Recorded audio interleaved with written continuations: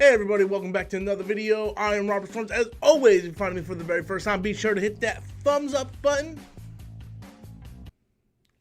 and subscribe for more future content here on the channel. So today I want to talk about El Camino, and I'm not talking about the car. I'm talking about the Breaking Bad movie, El Camino. Gotta be honest with you though, I really like El Caminos. I mean, serious in the front, party in the back. So anyway, El Camino is a Breaking Bad movie that went straight to Netflix. I think it's playing limited time in some theaters, and this is the epilogue for Breaking Bad. If you haven't seen Breaking Bad, you shouldn't be watching El Camino, because if you're watching El Camino and you didn't watch Breaking Bad, chances are you probably didn't understand the damn thing that was going on in El Camino because you didn't watch Breaking Bad. So El Camino is a movie about Jesse Pinkman and what happens right after he manages to escape at the end of Breaking Bad.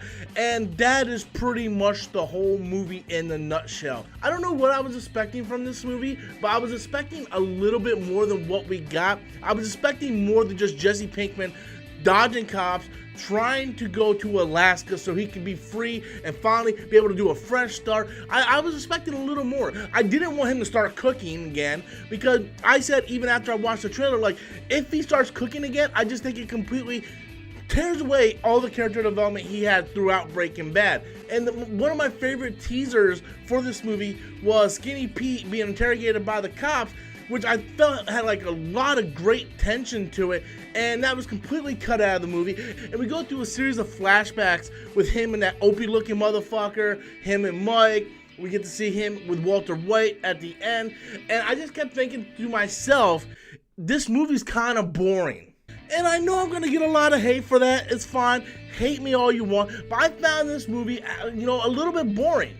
There's no reason why this couldn't have been just like a couple extra episodes, or like maybe a 3 to 4 hour miniseries on Netflix. I don't understand why they put it all in a movie. It's basically just Pinkman staring at a mirror for like 15 minutes for no reason, or he's got flashbacks and stuff that really is kind of irrelevant. I know, like the flashback, like when he was going on his buddy trip with the Opie motherfucker for the day. I understand that was basically showing us what Pinkman is doing, because he's like ransacking his house looking for the money and stuff. I understand that the flashbacks are telling us what he is doing, but I think you could do it in a more creative way. I don't think you need to waste an hour showing us flashbacks and then Pinkman trying to find money in this guy's house. I don't think you need that. The best part of this movie was the last 15 to 20 minutes of this film, because we get to see some real tension. But I just felt like this was pretty much tacked on for no reason.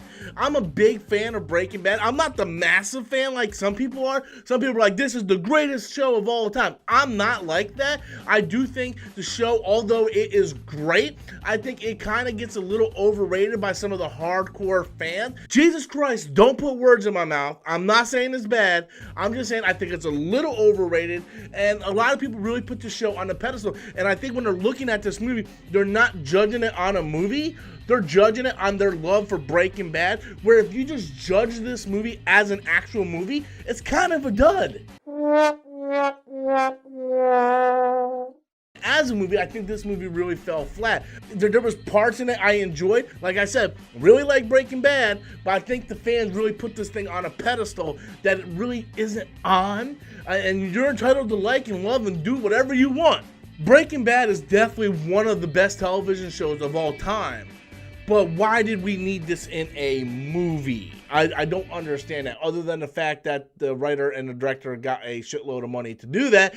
Why did we need to see this? We could have easily just thought about what Pinkman did after he escaped. We don't need to see him take a shower, cut his hair, have flashbacks to crappy days and flashbacks with Walter White and him eating a salad going, bitch! We didn't need to see that. And if you're a fan of the show, I guess this is a great little thing for you. But me personally, I just don't think it was necessary. And yeah, it's really just my thoughts on it. So go ahead, bring in the hate mail. I'm ready for it, I think. Anyway, be sure to leave your comments in the comment box below. Did you see El Camino? I'm not talking about the car. If you've seen it, be sure to leave your comments in the comment box below. Until next time, as always, I am Robert Storms, and that's my opinion.